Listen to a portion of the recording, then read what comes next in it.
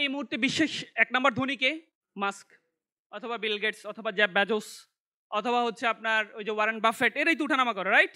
So আমি চিন্তা করে দেখলাম যে আচ্ছা পৃথিবীর টোটাল জন্ম থেকে এখন পর্যন্ত ইতিহাসের শ্রেষ্ঠ ধনীকে? তখন আমাকে পশ্চিম আফ্রিকার এক ব্যক্তির নাম বললো। আমি চিন্তা করলাম এটা কেমনে সম্ভব, এত দরিদ্র একটা দেশ, যারা খাইতে পারে না, যাদের অবস্থা খুবই ভয়াবহ অবস্থা। আমরা মাঝে মাঝে ভিডিও টিডিও দেখি তাদের, তাই না? এত ভয়াবহ অবস্থা, আমাদের চেয়েও খারাপ। তাদের একজন পৃথিবীর এত শ্রেষ্ঠ ধনী ব্যবসায়ী ছিল, কেমনে সম্ভব? বাংলাদেশ একসময় কলোনি ছিল, রাইট? কাদের? ব্রিটিশের কলোনি। কত বছর?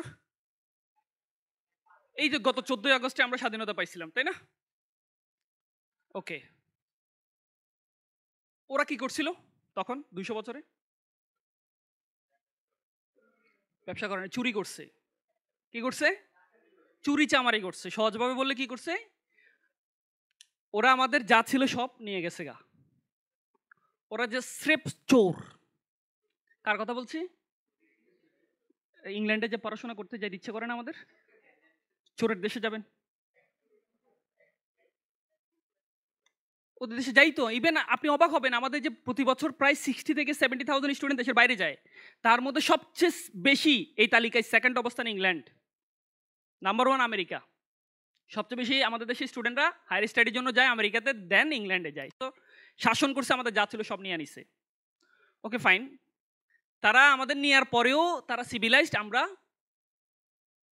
আনসিভিলাইজড, অভদ্র, চোর, বাটপার, দুর্নীতিগ্রস্ত, তাই না? বলে না? আরেকটা দেশের কথা আমি বলি, আফ্রিকার নাম শুনছেন, রাইট? আফ্রিকা কি এই সারা জীবন এরকম গরিব ছিল? ছিল না? ধনী ছিল?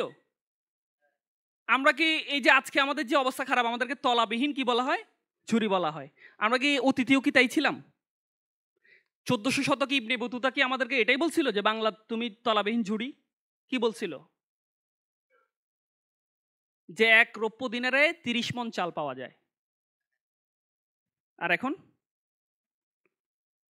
1 বস্তা চাল কিনতে স্যালারি পুরোটা শেষ হয়ে যায়, তাই না? তাহলে দেখেন, কলোনি আমাদেরকে শেষ করে দিছে বাংলাকে।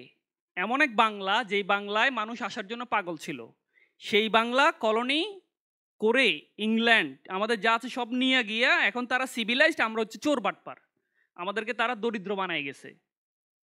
ওকে ফাইন, ঠিক সেম একটা ঘটনা ঘটছে এরকম আফ্রিকাতেও। আফ্রিকা ছিল একসময় পৃথিবীর সবচেয়ে ধনী যে রাষ্ট্রগুলো, দেশগুলো, তাদের মতো। সেখানে আরেক চামার গেছে, চোর গেছে। কারা তারা জানেন? ফরাসি। এই যে ভাই বলছে ফ্রান্স। আজকে তারা সিভিলাইজড, তাদের হচ্ছে ওই যে F-16 F-30 আরো কি কি বিমান আছে, আর আমাদের কিচ্ছু নাই। আমরা হচ্ছি, আমাদেরকে বলা হয় চোর বাটপার, আমরা হচ্ছে আনসিভিলাইজড, আমরা হচ্ছে পৃথিবীর সবচেয়ে থার্ড ওয়ার্ল্ডের জনগণ, এরকম তকমা দেয়া হয়। অথচ তারা একসময় আমাদের যা ছিল সব চুরি করে আজকে তারা নাম্বার 1। সো এই দেশে করছে ইস্ট ইন্ডিয়া কোম্পানি ইংল্যান্ডের, আর ওখানে করছে হচ্ছে ফ্রান্সের বিভিন্ন বড় বড় কোম্পানি। সো এই যে দুইটা মহাদেশ, একটা হচ্ছে আমরা এশিয়া মহাদেশ, আর একটা হচ্ছে আপনার আফ্রিকা মহাদেশ, এই দুই মহাদেশেই একসময় সবচেয়ে ধনী মহাদেশ যে দেশগুলো ছিল সেগুলো আজকে সবচেয়ে গরিব। কারণ হচ্ছে ওই যে একদিকে ফ্রান্স সব স্বর্ণ নিয়ে চলে গেছে, আর এদিকে আমাদের যত খনিজ সম্পদ ছিল, যা ছিল সবকিছু ইংল্যান্ড নিয়ে চলে গেছে। কারণ আমি গল্পটা বলার কারণ হচ্ছে আমরা মনে করি যে আমরা সারা জীবন গরিব। আমরা গরিব না, ছিলাম না গরিব, আমাদেরকে চুরি করে গরিব করা হয়েছে। সো এরকম 1312 সালে, 1312 থেকে 1337 পশ্চিম আফ্রিকার একজন শাসক ছিলেন। আমরা বলি না এখন এই মুহূর্তে বিশ্বের এক নম্বর ধনীকে? মাস্ক অথবা বিল গেটস অথবা জেফ বেজোস অথবা হচ্ছে আপনার ওই যে ওয়ারেন বাফেট, এরাই তো উঠানামা করে, রাইট? সো আমি চিন্তা করে দেখলাম যে আচ্ছা পৃথিবীর টোটাল জন্ম থেকে এখন পর্যন্ত ইতিহাসের শ্রেষ্ঠ ধনীকে? তখন আমাকে পশ্চিম আফ্রিকার এক ব্যক্তির নাম বললো। আমি চিন্তা করলাম এটা কেমনে সম্ভব, এত দরিদ্র একটা দেশ, যারা খাইতে পারে না, যাদের অবস্থা খুবই ভয়াবহ অবস্থা। আমরা মাঝে মাঝে ভিডিও টিডিও দেখি তাদের, তাই না? এত ভয়াবহ অবস্থা, আমাদের চেয়েও খারাপ। আমরা গল্প করে বলি যে উগান্ডা, মজা করে স্যাটিয়ার করে বলে, তাই না? সো তাদের একজন পৃথিবীর এত শ্রেষ্ঠ ধনী ব্যবসায়ী ছিল, কেমনে সম্ভব?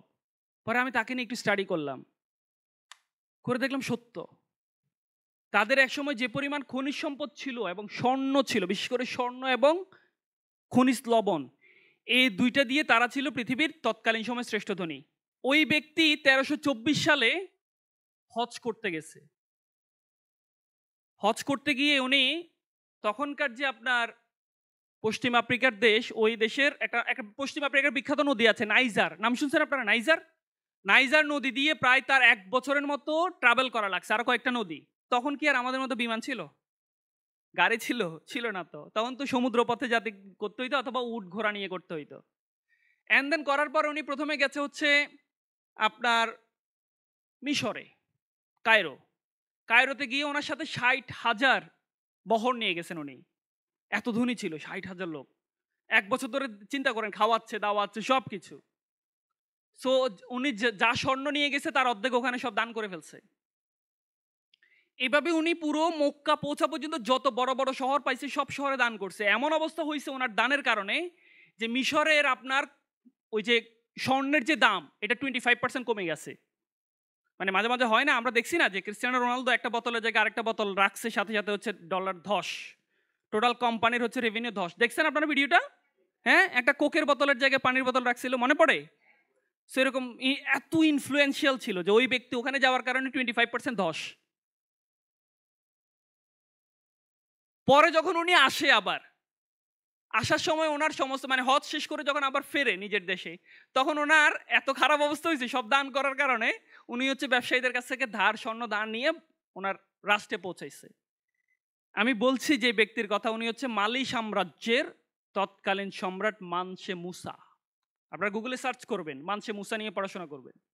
আমি দেখলাম যে পৃথিবীর ইতিহাসে যারা অনেক ধনী ছিলেন তারা ফিলান্থ্রপি করতো প্রচুর। পৃথিবীর ইতিহাসে যারা অনেক ধনী ছিলেন, অনেক অনেক বড় ব্যবসায়ী ছিলেন, তারা হচ্ছেন আপনার খুবই ডিসিপ্লিন এবং সৎ ছিলেন। আমরা আমাদের এক ভাইকে আমি প্রশ্ন করছিলাম, আপনি কি জুকারবার্গ হতে চান? উনি বলছে হ্যাঁ হতে চাই। আপনি কি বিল গেটস হতে চান? আমি হতে চাই, বাট আমরা সৎ হতে চাই না। আমরা ব্যবসায়ী হতে চাই, বাট আমার যে ধরেন প্রোডাক্টটা যেটা খারাপ, এটা আমি কোনো রকম একটু এমন একটা পলিশ করে দিই, সেল করার জন্য আমরা রেডি থাকি। সো তাহলে আমি এই গল্পটা বলার একটা কারণ হচ্ছে, আপনি পৃথিবীর নাম্বার 1 ধনী হন, আপনি সেরা উদ্যোক্তা হন, আপনি সেরা বিজনেস ম্যাগনেট হন, আপনি ডন হন, বাট আপনাকে সৎ হইতে হবে। যদি আমরা হইতে না পারি, তাহলে বাংলাদেশে এখন একজন অনলি বিলিনিয়ার আছে, একজন। টোটাল পৃথিবীর যে বিলিনিয়ারের তালিকা বাংলাদেশে একজন, তাও গত বছর থেকে নাই। উনি সিঙ্গাপুরের সিটিজেন এখন, উনি আর আমাদের দেশে নাগরিক না। বাংলাদেশের সমস্ত সম্পত্তি নিয়ে উনি সিঙ্গাপুর গিয়ে সিটিজেনশিপ নিছে। সো তখন আমাদের ব্যক্তিরা বিলিয়নিয়ার হবে, বাট রাষ্ট্র হবে তলাবিহীন ঝুড়ি। একটাই কারণ যে আমরা ব্যবসায়ী হচ্ছি, বিলিয়নিয়ার আছে, কোটিপতি আছে, টাকা আছে, জনগণ আছে, সবই আছে, শুধুমাত্র সৎ না। শুধুমাত্র আমি চাই যে যেমনেই হোক, আমি অসৎ পথে হোক, যেমনেই হোক আমার প্রোডাক্টটা সেল করে দিয়ে আমি টাকা ইনকাম করতে পারলেই হইলো। এরপরে কাস্টমার রিভিউর আর দরকার নাই, এরপর ট্রাস্টের আর দরকার নাই, এরপর আল্লাহ দেখছে কি দেখছে না এটা নিয়ে আমার কোনো মাথা ব্যথা নাই। এরপরে আমি দুনিয়া থেকে আমি চলে যাওয়ার পর আমার কি হবে এটা নিয়ে আমার চিন্তা নাই। তো আমার চিন্তা হচ্ছে আমার বিল্ডিং হবে, আমার টাকা পয়সা হবে, আগামীকালকে টাঙ্গুয়ার হাওর, এরপরের দিন হচ্ছে আমি যাব কক্সবাজার, এরপরে থাইল্যান্ডে যাব, মালদ্বীপে যাব, শুধু টাকা আর ঘুরবো, টাকা আর ঘুরবো। তো এই চিন্তার জগৎ থেকে বেরিয়ে আসতে হবে। পারবো ইনশাল্লাহ?